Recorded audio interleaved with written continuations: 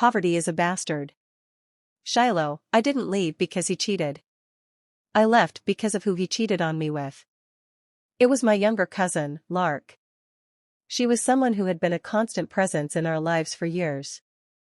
Every holiday season, she would arrive at our door with that same eager smile, suitcases in hand, expecting the warmth and security that our home always provided. I had fed her at my table countless times. I had taken care of her when she needed guidance, even defended her in front of other family members when they questioned her choices or her future. I remember those moments clearly, standing up for her, insisting that she deserved every opportunity. I went further than that. I pulled strings at my firm to secure her an entry-level position because I knew they paid recent graduates a decent wage, one that could give her a real start.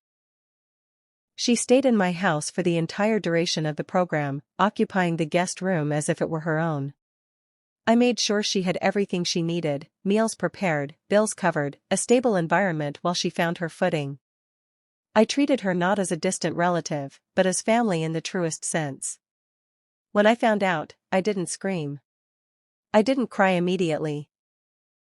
I simply sat there in the quiet of our living room, the city lights of Chicago flickering beyond the windows, and tried to comprehend how such profound betrayal could come from two people I had never expected it from. The messages, the photos, the careful timestamps, all of it laid bare on my phone screen. It was not merely infidelity. It was a violation of trust that cut deeper than I could have imagined. Do you know the worst part, Shiloh? It was not the affair itself. It was my family's reaction when the truth finally surfaced. To them, the entire matter reduced itself to one simple priority: keeping things quiet. They spoke in hushed tones around the dining table in that familiar suburban house, their voices laced with practicality rather than principle. Holding anyone accountable seemed secondary, even irrelevant. The focus was preservation of the status quo, preservation of the financial support that my husband provided. That was the moment I made up my mind and left. I wasn't merely leaving a marriage.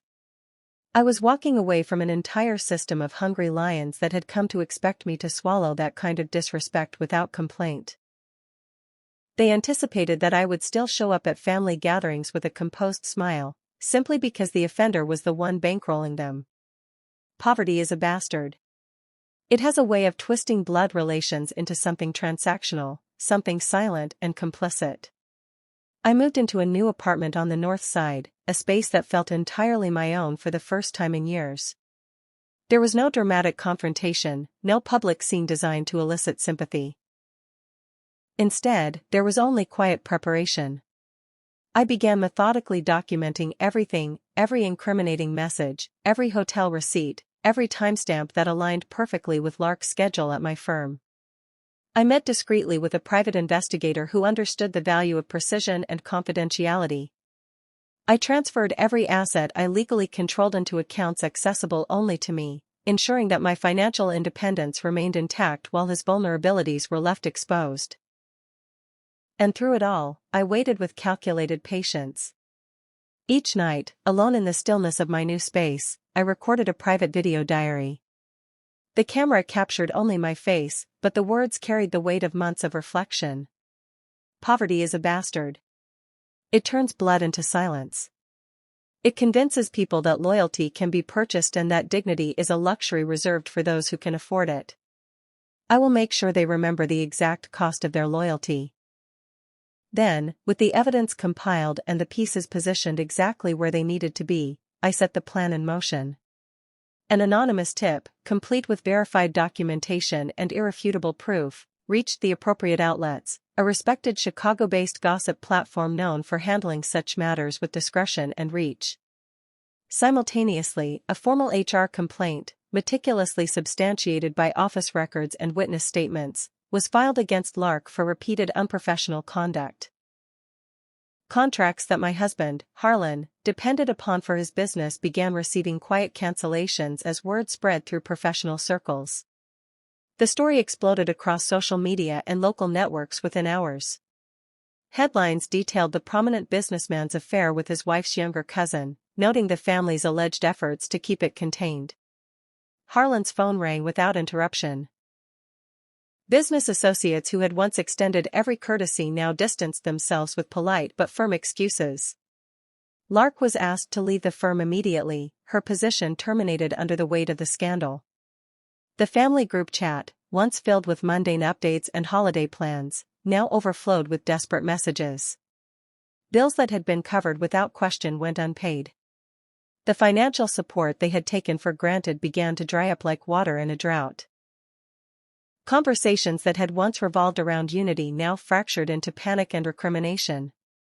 My mother was the first to call. Her voice, usually so certain, carried an unfamiliar tremor. Soon the others joined, my uncles, even Harlan himself, each one pleading for me to return. They spoke of reconciliation, of forgiveness, of blood being thicker than water. They said they were sorry, that they had been wrong, that the family needed me back to restore what had been lost. I listened in silence, the phone on speaker in the quiet of my apartment. Then I ended the call with a single, measured sentence. Blood was never the issue. Silence was. You chose the bankroller over the person he betrayed. Now live with the consequences you created. I didn't orchestrate any of this for applause or public validation. I did it so that the next woman who finds herself in my position understands she does not have to swallow disrespect simply because poverty is watching from the sidelines. She does not have to remain complicit in a system that values financial convenience over basic human decency. Poverty is a bastard. But dignity? Dignity is expensive. It demands courage, strategy, and an unwavering commitment to one's own worth. And I have paid in full.